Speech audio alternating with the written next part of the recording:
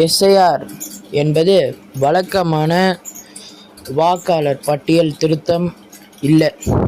வழக்கமாக தேர்தல் ஆணையம், அதாவது எலெக்ஷன் கமிஷன் தான் வாக்காளர் பட்டியல் ஓட்டர் லிஸ்ட்டிலேருந்து இறந்தவங்களை டெலீட் பண்ணுறது, அப்புறம் புது ஓட்டர்ஸை ஆட் பண்ணுறது, அதுக்கப்புறம் ரொம்ப நாளாக ஊரில் இல்லாதவங்களை டெலீட் பண்ணுறது போன்ற இந்த சேஞ்சஸ் எல்லாம் தான் பார்க்கணுன்னு எனக்கு தெரிஞ்ச வரைக்கும் இதுதான்.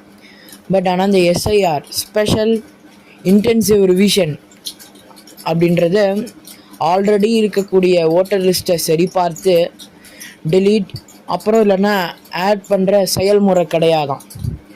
பத்தாவது குறைக்கு தேர்தல் ஆணையம் இப்போதுள்ள வாக்காளர் பட்டியல் முற்றிலுமாக குப்பை தொட்டியில் போட்டுருச்சுன்னு தான் நான் சொல்லுவேன்.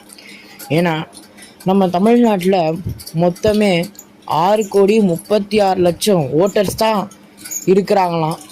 அந்த 6,36,00,000 ஓட்டர்ஸ் இனிமேல் கிடையாதுன்னு சொல்கிறாங்க.